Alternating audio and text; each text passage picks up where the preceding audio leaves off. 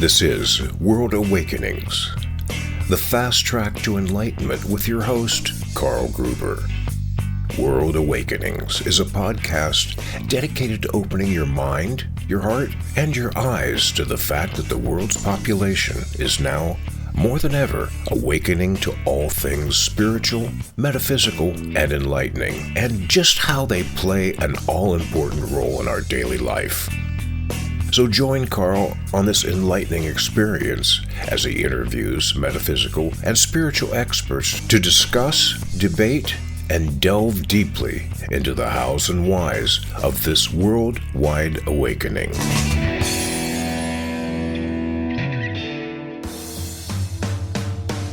You've seen and read my 3 Pillars ebook, and now I'm proud to announce my new book, True Spirituality and the Law of Attraction, a beautiful symbiotic relationship, and it's now out and ready for reading. This new book of mine is a full-length version of the teachings of the 3 Pillars, and in it I show you how to walk in the integrity of eternal and universal laws, in step with the law of attraction to consistently create the life you desire. Now, if you've ever wondered just why you can't consistently manifest all the good, loving, abundant, healthy, and happy things you desire, my new book, True Spirituality and the Law of Attraction, will reveal the key in how to do just that. Plus, help you build a rock-solid personal foundation that will stand strong for the ages. Get your copy today. My new book, True Spirituality and the Law of Attraction, a beautiful symbiotic relationship by Carl Gruber. Available now in ebook and paperback on Amazon.com.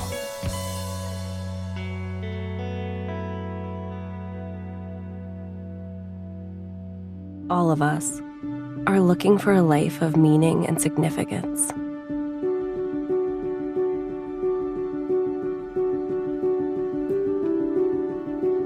A life that makes a difference in the world.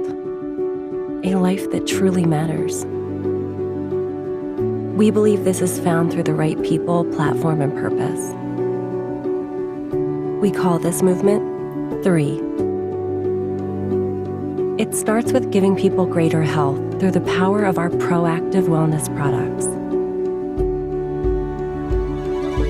3's innovative formulas deliver demonstrable results by maximizing bioavailability and cellular absorption, ensuring people everywhere can enjoy the nutrition they need to operate at their best.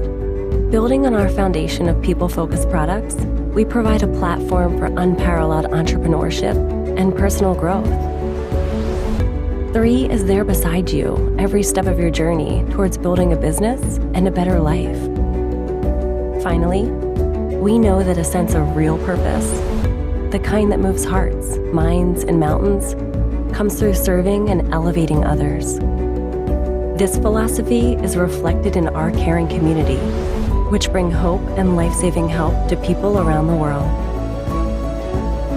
It's time to redefine what's possible and activate your full potential. It's time to live a life of purpose. It's time for 3.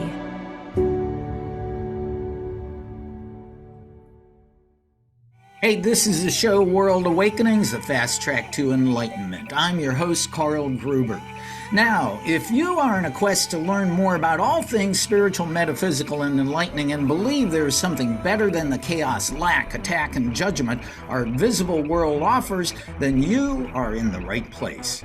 Before we head off to meet our guests, make sure to grab your copy of my book, True Spirituality and the Law of Attraction, for those on your holiday gift list. And check out our awesome sponsor, 3 International Cellular Absorption Products that deliver maximum nutrition for maximum benefits. You can find the links to my book and to 3 products in the show notes. Okay, let's get right to it and meet our featured guest, Rebekah Renee, here on episode number 140. Rebekah comes from a highly spiritual family and knew from a young age that she was very different from others around her and that she had a much higher sensitivity to the moods and energies of others. By the age of 14, she intuited a path that would eventually lead to that of being a healer, visionary, and mystic. And she had a near-death experience at age 27 that further enhanced her connection to the divine on a very intimate level and changed her forevermore. I'm really looking forward to finding out about that. Now, after that, her healing gifts accelerated. She began developing them over time and regenerated her entire body from nearly dead to full and thriving health. And also, that's going to be interesting. Rebekah has traveled to almost all 50 states and abroad, teaching energy healing to hundreds of students and groups. And she is able to harness incredible amounts of divine energy and has had much success in healing tumors, disappearing in clients, and even a quadriplegic getting feeling back in their limbs.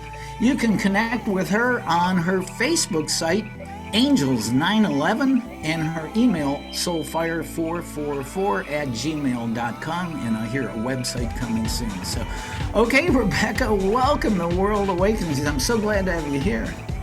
Hi, Carl. Thanks for having me. I love your back for this. Yeah, I just like to hang out above Earth a little bit, you know. Yeah, just a little bit. Grounding's overrated, right? Well, you know, I've known Rebekah from my Power of Eight Healing Facebook group that I have, that I'm a facilitator with. Rebekah has been on many of the healing sessions that we do. But we're all here to find out more about you, Rebekah. Of course, we need to start at the beginning. What were some of your spiritual, empathetic, and intuitive things you experienced as a youngster that made you realize you were different than most of the people around you? Oh, God. Well, even being a young child, being in elementary, well, okay, we'll even get before elementary school, even younger, like I intuitively kind of knew there was no Santa Claus with the small kid stuff. And I didn't know how I knew. And I was always like, I guess, I had that sixth sense, like there's something fishy about this and I don't think that guy's real, but they're telling me he's real, So I sort of had a little bit of that inner knowing in the BS detector at a young age, being able to sort of see through adults, even though I couldn't so much, I didn't have the whole concept of it, but I would sit there and be like, think about stuff like even 5 or 6 years old. But so then, a little older, say like elementary school, even like fourth grade, right around third to fifth grade, even sitting in a classroom full of kids, I sometimes it overwhelmed the living daylights out of me just having that. Have you ever heard of the term like I can't ever say it right, Hyoka empath? Have you ever heard of that term? I have not, no. It's a high empath that like literally like I'll give you an example. So like one of the cool ways that like if I'm even like doing a live stream and tuning into someone for a healing, trying to scan them and figure out what's going on inside of their body, I'll feel it as it's my own. So I'll merge with their field that much. So I'll give you an example. I had one guy, I was tuning in and I'm like, okay, we need to clear some stuff in your heart.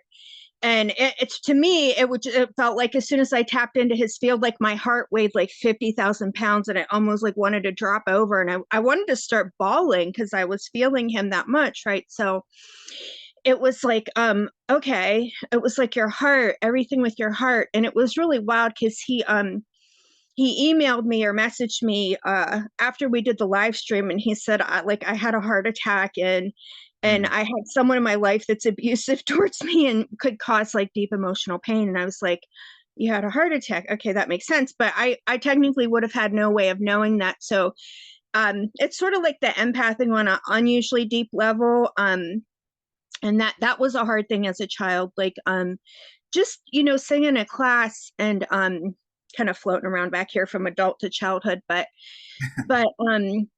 even sitting in a class full of kids and like feeling like other people's pain or suffering, or just kind of knowing about things about people, like, oh, this person's home life is not good and they're going to go home tonight and probably get beat. I just knew that stuff and I hated it because you're a little kid and like, what can you do? And how do you even like, what do you do? And how do I know this? But yet I know it. And I know it so clearly. Like, his dad's horrible, this kid that sits in front of me, just sort of knowing and reading and tapping into the field. And sometimes it was like overwhelming to where like you would want to be a normal kid and have fun and play and not know like painful things about people, or just like even knowing stuff about in school, say the teacher in class, like they're depressed, or they're this or that. I kind of had that going on at sort of a young age, and it was hard to manage. Now, definitely being older and on the healing path, it's a lot easier, and it helps to actually understand what you're healing in someone, and or even somehow tune into their subconscious to get answers into what's going on with them. But as a kid, being like that sensitive and that empathic, I had to retreat a lot and just get into my own psychic space. And yeah, that was some of how I knew that. I know now that what, as a young child, I knew that as part of my gift, but I didn't understand it fully, but it is quite overwhelming. Well, I've had other guests where as a youngster they had gifts, similar to yours, and their family didn't understand, and also if their classmates or friends found out, they kind of got bullied, and which is really rough, which causes most of those young people to withdraw from their natural gifts until they blossom again back as adults. Did that happen to you? Absolutely. And even the whole not fitting in part, like for example, one person might fit into a social class that they have, in schools, which is, hopefully that all changes someday and everyone just all gets along. But you have this particular group and this particular group and this group over here, and you're like, whose group am I in? You're like, I'm in nobody's group, and it's just kind of like you'll float around to the little cliques or groups, but you don't fully kind of resonate anywhere. You just try to, the best that you can, connect as much as you can with people, but yet you still have this inner knowing, like, I'm a different species almost than these people over here, so it's like, but Yeah, it's so funny. well, the case is you have superpowers. That's what you have. Right. So it's so cool now because at my age now, high school people are totally, or people I went to high school with and elementary, are like absolutely fascinated by me because, a lot of them have traditional careers. They're a banker, or they're a pharmacist, or they're this or they're that. And I'm still the woo-woo person, but yet they're so intrigued. It's just like, what is it you do? And Yeah. wow, and can you work on me? And then they get a session and they're just like, oh my God, that's so cool. Like, how did you know that? And it's kind of wild that looking at it at a different angle, they're like so intrigued. It's kind of Well, funny. let's find out about that. I guess what I read at the age of 14, you knew that you were an energy worker, an energy healer. At that age, did you decide to point your life in that direction? Well, it was right around that age. I was contemplating life really deeply, and it was like, and just looking at my family I incarnated to, and just knowing like, okay, I'm here to somehow show them a different way. And just with my family, it was like, well, why is this person doing this, or why is this person doing that? And or why isn't this person getting along? And I wasn't sure what it would be. I thought, oh, maybe I'll be a psychologist because I love to analyze people. And then it was like I started like thinking, oh, maybe it's going to be more spiritually led, with maybe a little bit of that. And it's funny because, one of my favorite healing modalities that I teach does deal with the physical, mental, emotional, and spiritual aspects. So, but yeah, I always like could read people and sort of understand them on a deeper level. And I knew that it was, right around 8th grade. There's something in me clicked, and it was like anything when I wasn't, and I do think they should have different schools. I know it's going to become more popular now, and they have certain schools that deal with like artistic or gifted kids, but I do like the sensitive kids should have their own school, I think, but I knew, and I was geared toward anything that was in like high school or anything that talked about the spirit or life or very deep things. I was just drawn to automatically, and just kind of bored by the superficial things of the world. Anything that could touch me at the soul level, I sort of gravitated towards, and not that there was much in school that was like that, but different things, I just knew like this doesn't apply to me, why I'm wasting my energy, for certain things. But Well, let's find out too about this. And I know we kind of touched on this in the intro and everything. At the age of 27, you had a near-death experience. Can you tell us what happened and the change that it caused in you? Yeah, absolutely. And it's funny because I've just done a few interviews on this. I've talked about it for years, but lately a lot of people are intrigued by it in the past decade, and because they have a fear of death, and it's just one of the biggest things. And it's what's ironic is being incarnated is sometimes being birthed and born is sometimes more traumatic than dying, that whole coming in through into this portal and into the density is kind of like that's its own sort of trauma or drama. But yeah, so I was 27 years old, and my youngest daughter, Tabby, she was 2 weeks old, and my body had went through a lot. I'm only 5'2", and I had I gained more weight with her than with her sister. So and she was a huge baby. So I have this like massive belly that is like just drooping me in the front. I had back pain and was like the whole thing. I was like, I'm over this. I'm getting my tubes tied. I do not want to do this kangaroo thing and have a Joey in my pouch, like we're over this kind of stuff. So I got my tubes tied, had a very hard delivery. She came out like with the cord wrapped around her, and just everything was challenging. And then it was probably, I want to say right around 2 weeks later, I was home with both the kids, and their dad was working, and I started developing a high fever. And I had lower back pain, and I thought, oh, my kidneys, because I didn't think my kidneys. I thought, oh, my muscles, excuse me, and my lower back or maybe contracting because I carried such a big baby. And it was my kidneys were throbbing, and I couldn't put it together. And at one point I walked over the baby. At the time, my baby was fussing a little bit, and I went to put her banky in her mouth, and I almost passed out, and I was like, oh my God. And I started getting the chills really bad. So I took my temperature, it was 105, and I was like, okay, this is ridiculous. So I called my stepmother, who's a nurse, and I was like, can you come over? I'm literally about to pass out, and I have 2 kids here. So she come over. We went to the emergency room. What I did, I took 4 Advil, 2 Tylenol, and 8 popsicles, and I probably should not have, but I got the fever way down to like 102 or so when I got there. But I had a life-threatening kidney infection that went septic.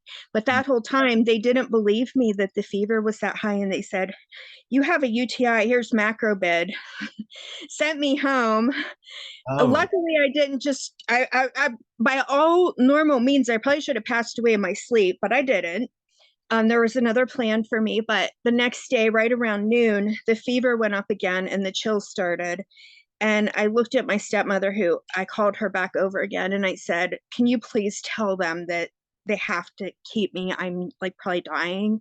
So we got to the hospital, and it was in the cold winter in Pennsylvania. It was in February of 1998. So I'm kind of, the emergency room is full of sick babies and elderly people, and there were car accidents because the snow was bad and the roads were bad, total mayhem and chaos. So they're kind of forgetting about me. They were kind of in and out, and all of a sudden the fever started spiking, and I started my organs started shutting down, and I could feel it. Like, I bit my tongue, because when you have a fever that high, you're so hot but so cold at the same time. And like, my mouth was bloody. I have blood all over me because I'm biting my tongue from the chills, and I'm convulsing. I'm going into what they call septic shock. So at that point, your blood pressure gets so low and your vitals near stop, and then they stop. So at that point, I left my body and I sort of floated up. I called her the angel of death. she has quite an energy. She's the one who tells you, well, this is serious business. And whether you're going to be in a car accident or whether something bad's going to happen, she's very foreboding. It's that's what I call her. So she sort of showed up for me, and I hovered up into the corner of the room. And at that point, we started doing a life review, and it was wild. Yeah, she showed me, like, this could happen if you leave your one daughter's probably going to like only live to be 16. She's not going to be able to make it without you. Your grandmother's going to leave early. I mean, you really see the whole bird's eye view of all your possibilities and probabilities when you make that kind of choice. And I was like, oh my God. And otherwise you're being drawn into the light, and it's so beautiful, and it's euphoric, and you're home, and it's like, I want to go home.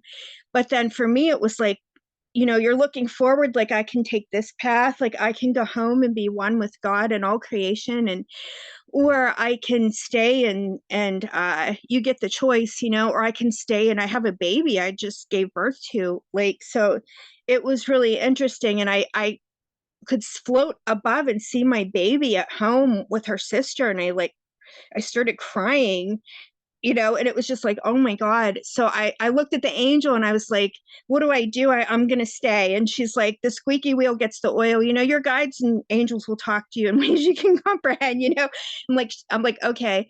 So I kind of floated back into my vessel a little bit.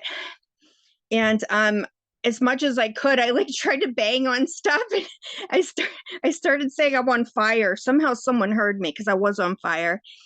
And the nurse came in and she clicked a thermometer in my ear, and she's like, that can't be right. My fever was like 106.3 and rising. So I was like, oh God.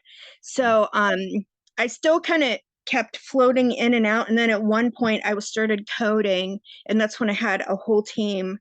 I floated up again, and then I had a whole team around me, and they started like putting ice under my armpits and were doing my vitals and kind of bringing me back. And it is traumatic in its own way. And then I was still completely not in my vessel, even though I had made that choice. And at one point they kept working on me, and a nurse came over with blonde hair like me, and she was trying to be funny, and she's like, don't worry, honey, we'll save brain cells. She was trying to do a blonde jokes, like, we're going to save what brain cells you have left that your fever didn't fry up. And I just looked at her. She was blurry because my vision was going back, because again, all the organs were like shut down level. And something made me laugh with the little bit of life force that was in me, which was pretty much nothing. And as that moment,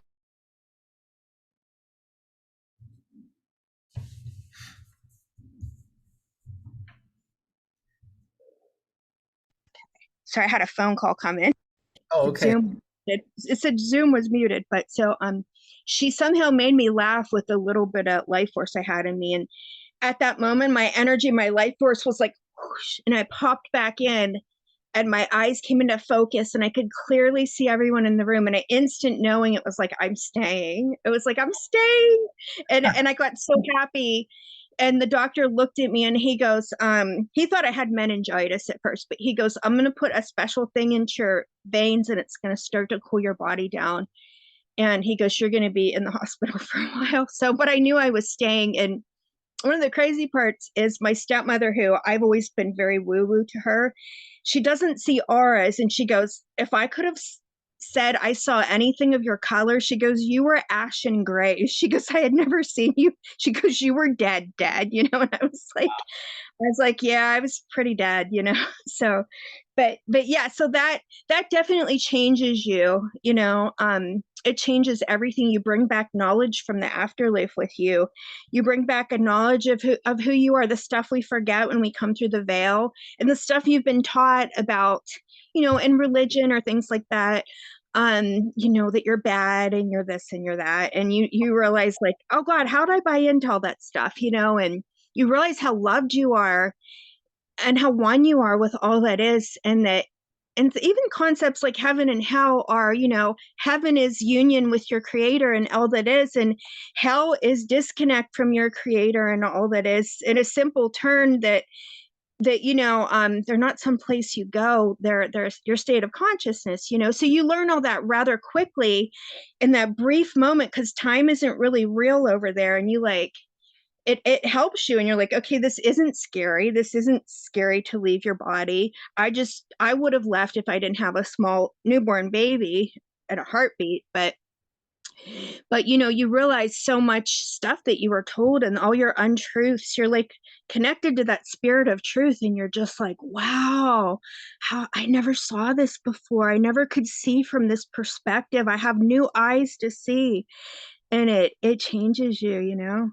What an amazing story. I've had a number of guests on here who have had NDEs, and they all seem to be, when they leave their body, given a choice. Well, you can stay or you can us, and they're all in bliss and everything. But it's kind of, when you think about it, wouldn't it be nice if a person didn't have to die in order to decide to stay and live life to their fullest, and they could realize that while they're in their body, oh, I'm a spiritual being having a human experience. I think I'll stay and have a human experience with my spiritual understanding, which is what you're doing.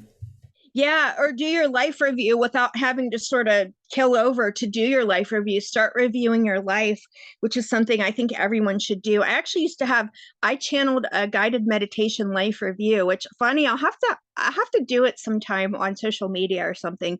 But I created this meditation. It's a life review for every decade of your life. And you kind of really examine your life, like, okay, I might be off here. I wanted to accomplish this, or maybe I didn't quite you get a lot of insight, like, oh, I might not have got this lesson here. This kind of growth was what I was aiming for, but I can still get this growth over here, and I can increase my knowledge, and I can not make the same mistakes and stuff like that. But it's pretty interesting, that whole concept of the life review. Well, I read too that after this NDE, I mean, you were in terrible physical shape, that you were able to regenerate your entire body. Now, how did you do that, and what time frame did it take you to do that? It didn't happen overnight. The body vibrates has density. So it's denser than the auric fields. They vibrate and spin so high with their frequency. But it happened over time with honestly, with helping, opening up and developing my gifts. And then the more I helped other people, it was like, kind of like, when you do energy healing, you're sort of tithing your energy, whether you're getting paid or not. And your supply opens up then. And I just got my field really strong. Healing for years. And even there were other things before the kidney infection, and that in itself, I should have maybe been a vegetable or have severe organ damage from as much as they shut down.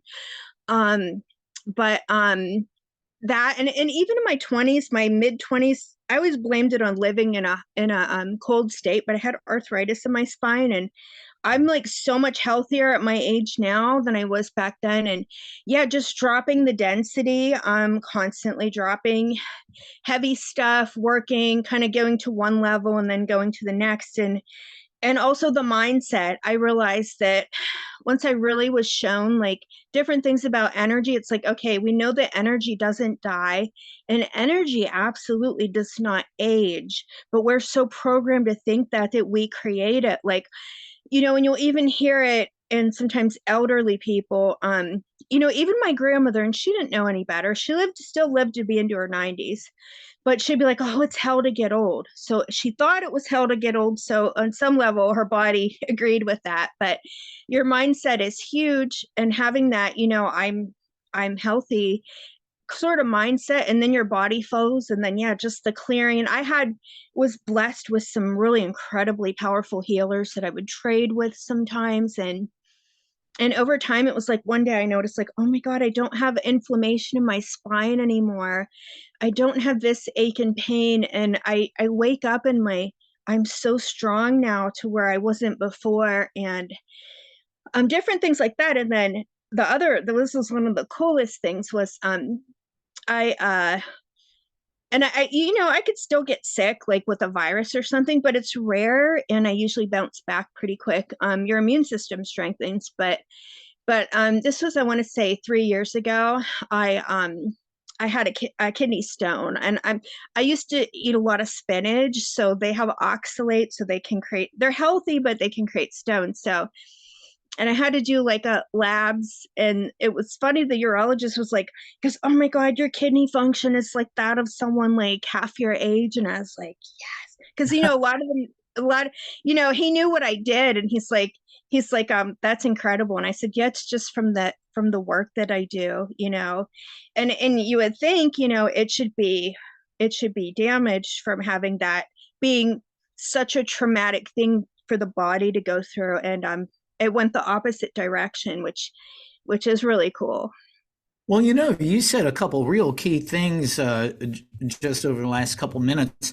Energy doesn't age, and also your mindset is a key to that too. I have found that with my own being a runner for 43 years and realizing that,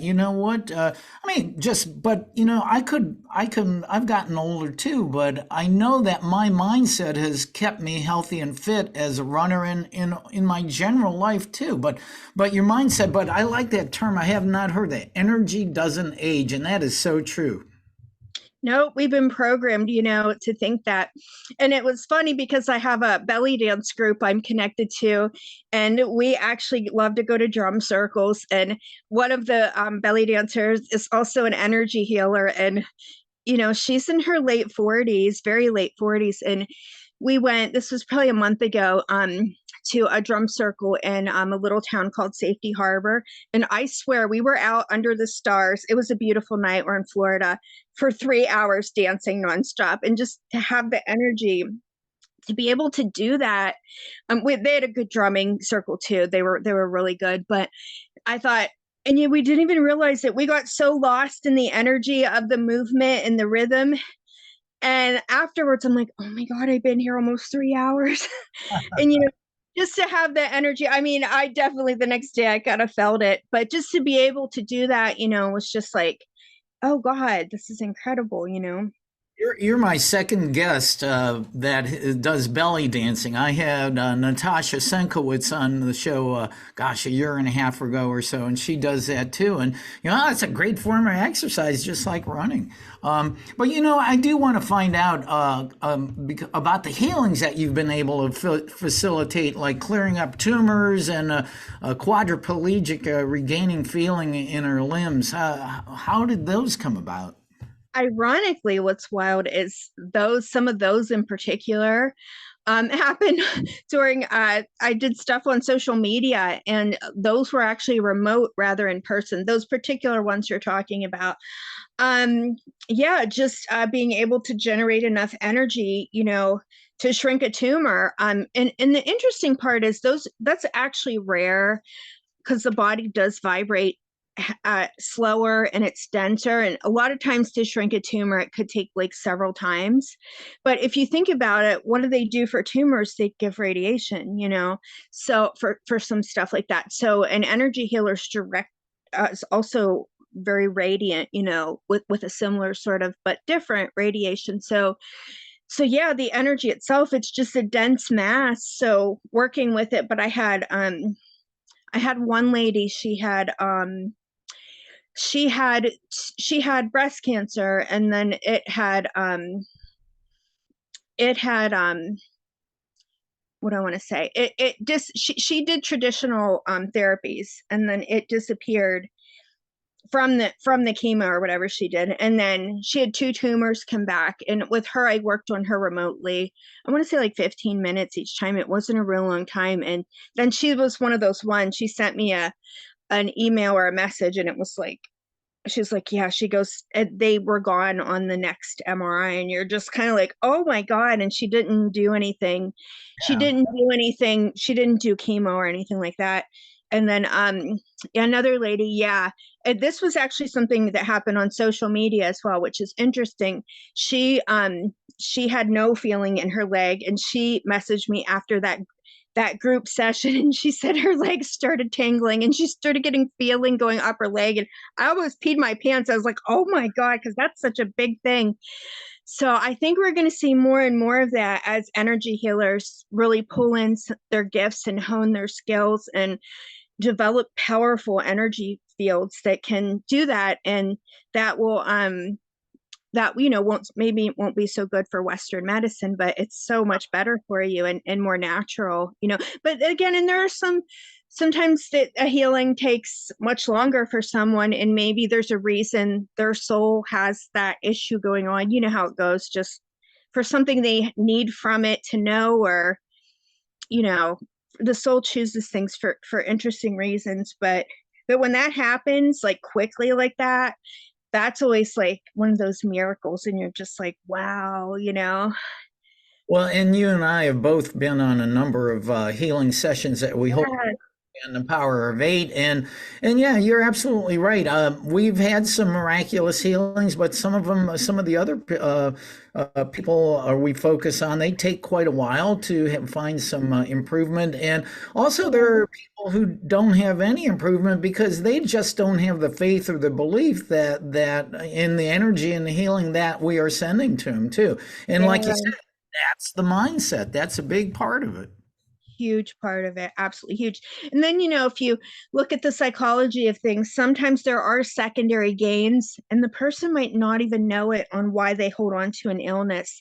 There's something could be that they gain from it, and they don't even understand the secondary gain. But then sometimes when you pull it out of their subconscious, and it's like, oh yeah, I do get this benefit, I'm sick and whatever. But yeah, usually that's not the case, but that can definitely be a thing. Deep into the subconscious mind is quite an interesting, mysterious place. Well, I'd like to shift gears a little bit because I saw that you studied at something called the School of Ascended Masters. That sounds interesting. What is that? It's not actually a physical school. I realize I have that on my Facebook. Those are just like different things. Like, I'm trying to think of how I would say that for me. You know how, like, I don't know if you ever heard of the mystery schools in Egypt. Oh, yeah. For me, it's just like multidimensional teachings that I've personally got from like different ascended masters on just different things, different initiations that were it's not really a physical school, I want to call it. For me, it was like going to school though, just learning about things, being shown things from like from other lives, like when I probably was a healer, and just different techniques. But yeah, I do believe that a lot of them work with us, in our healing, and like are always schooling us in something or other. That's interesting because my most recent guest, Aline Ra M, she's been initiated and studied in some of the mystery schools too. But the other thing I want to check in with you on is you're a professional massage therapist. So being empath and intuitive, when you lay hands on a person to give them a massage, I mean, you must be picking up their body's energy, and are you able to tell what areas of their body need the most work just from doing that? Yeah, and something funny about when I was in massage school. So they all know I was, some of the massage therapists do both. Not all of them, a lot just do massage therapy. But I was the more in my massage therapy school as well, we did have a day where we did like singing bowls and cards and angel cards and all the cool esoteric stuff. But I'm the one who was like their galactic news reporter. They actually called me, yeah, they actually called me Moon Squirrel because could always tell them what was going on in the sun and the moon, and I always had snacks at school. But so Moon Squirrel, but they'd be like, "What's going on with the sun and the moon?" Like I was up all night, and be like, "Well, we had a solar flare at 3:15 p.m." I always track that stuff, and I'd be like, this full moon might be more intense. You might not sleep, at night or something. But lost my train of thought. Well, okay. I know where I was going with this. Yeah. So one of the girls at school one time, she had to practice on me, which gotta love it when someone has to practice on you. It's like, oh darn, But so she had to practice on me this one day, and it was crazy because I absolutely was receiving. I was like, I'm not sending any, my eyes were closed, and it was so wild because she was so close to my energy field. She had never been that close to me. It was one of her first times working on me. As our class grew, we had like, I don't know, 10 students. But she went up to the teacher afterwards and she goes, "Oh my God." She goes, "That energy stuff is real."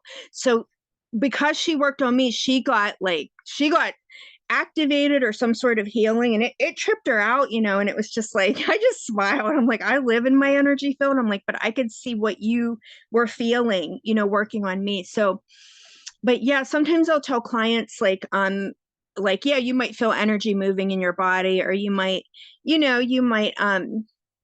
feel different things because the energy, I'm like, even though you're getting massage, it's kind of like an energy massage almost.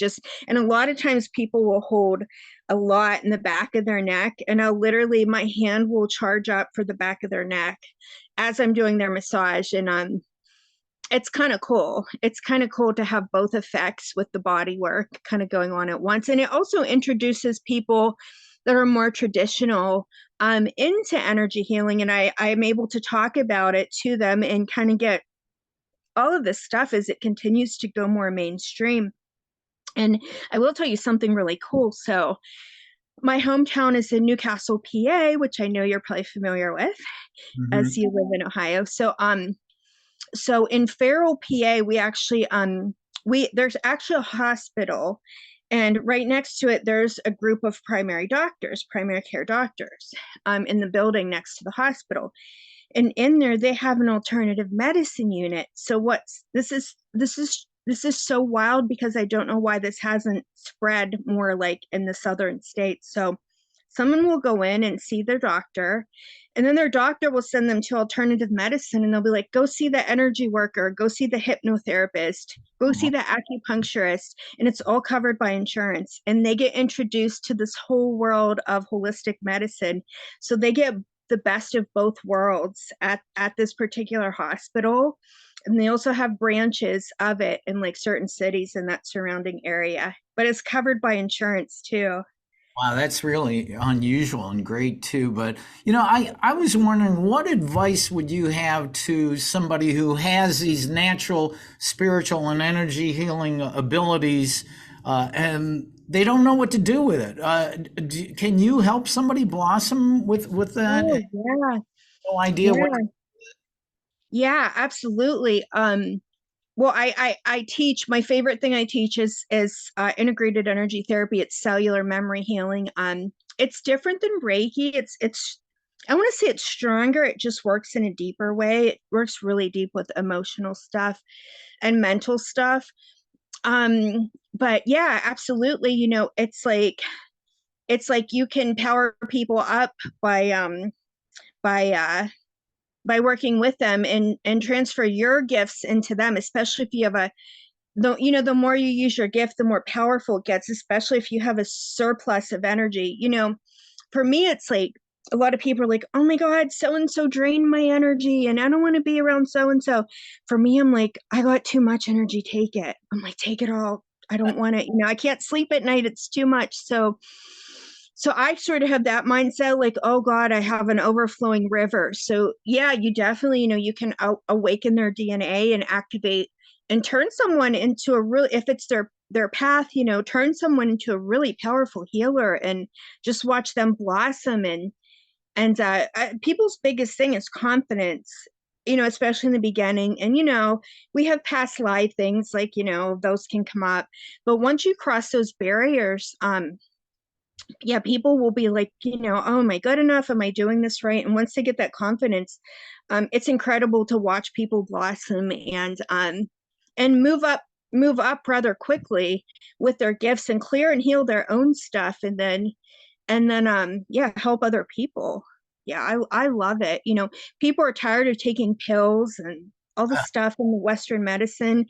They've like had enough of that, and like 20,000 prescriptions and that it's just that side of medicine is definitely needed for some things, but they just don't understand or look at the body as an energy system that can be manipulated and worked with. And regenerated, the body can regenerate so amazing. Like we even get a new stomach lining every 3 days.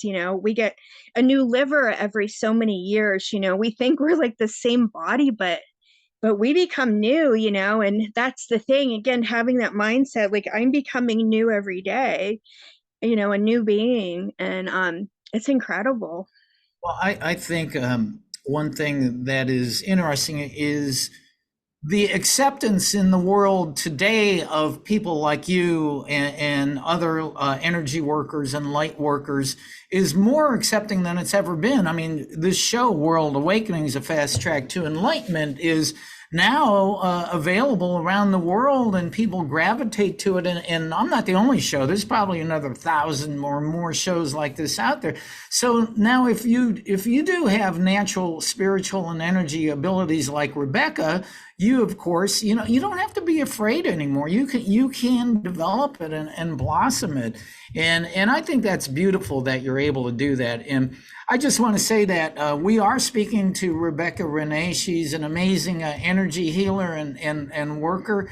And the one thing that I'm fascinated about, you have a Facebook page called Angels 911 with almost 10,000 followers. Why did you choose that name, Angels 911? It's so funny. You just read my thought because I was thinking of the person who got me that name. So one of my good friends is a doctor, and I've actually helped her over time blossom into her gifts. She was very much Western medicine and very shy, and now she channels, and it's like a whole different person. But this happened over time with her. But anyways, her daughter at a young age was suicidal, like, right around 20 years of age. And she's like, what's this all for? Like, we come here, we make money and then we die. Like, why are we even doing this? I want to go back. I want to go home. So she was suicidal, not wanting to be here. And I worked with her a few times. And she is now, let's see, she was right around 1920 then. She's now happily married and thriving. And she goes, oh my God, she goes, you need to start this. I'm not at this point yet, but she goes, you need to have a reality show someday and call it Angels 911 for a spiritual hotline. She goes, where people can call in and you can work or have a team even, and you can work with their energy fields and teach people about this stuff. And I thought, oh, Angels 911. Yeah, like a hotline. And I just took that name and I was like, that's it. I'm supposed to use that. So that was given to me by my close friend who's a doctor. And she had a spiritual emergency, literally. So so that's kind of where that name came from. You do some live healings on that. I think I just saw you last night doing a live healing where people can check in with you and you can focus on them and help them heal. Yeah, I do. It's like kind of like tithing a little bit of your time into people, and just connecting with people. And especially, again, group energy is powerful, just like with the Circle of Eight, where you have everyone's energy sort of combined. Sometimes I'll do guided meditations. I used to do it a lot, and then I took a break from social media for a few years. When you do that, your algorithm kind of goes down, but I've been doing it lately and getting good feedback. And you get clients that way, and and you meet soul family, that you may have never met because you may not have traveled to their country or whatever. And it gives you a different way to help people and just connect with the energy. So what is the best way for people to connect with you? Through your Facebook, Angels 911. I think, I know you have your email is soulfire444@gmail.com. That's SOLE fire. And, but you have a website coming up, right? I do. I again hate to put in belief system out there. I used to be like, oh God, I'm not techie. And so I have someone that's helping me, that's creating one with me. It's so cool. Someone that does IT for like all of the local hospitals. So I know I'm hoping to get something really cool. But although I just want something basic was my thing. But so I'm working on that right now. Even just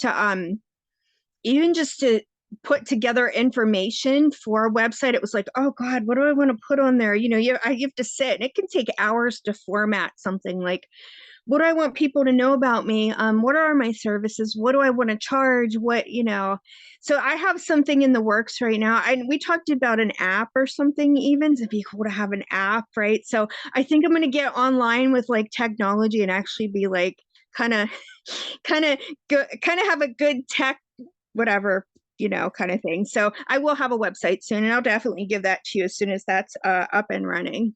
Oh, yeah, definitely. It seems like the world is powered by mobile phone apps these days. Yeah. I have a website for carlgruberlifecoach.com, but I haven't done an app yet. So, but folks, if you want to connect with Rebekah Renee, Rebekah,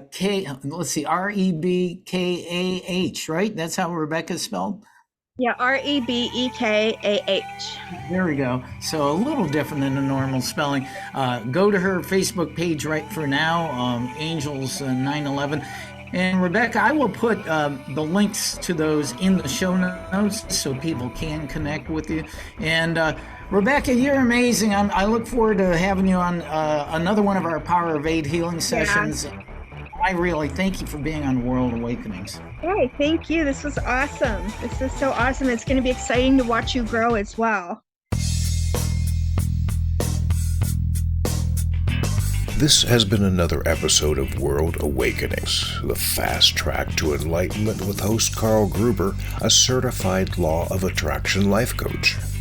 We welcome you to tune in to each and every episode of World Awakenings as we open your mind, your heart, and your eyes to the fact that the world's population is now more than ever awakening to the truth of all things spiritual, metaphysical, and enlightening, and just how much they play an all-important role in our moment-to-moment daily life. Much love and light to you, my friend, and thank you for tuning into World Awakenings.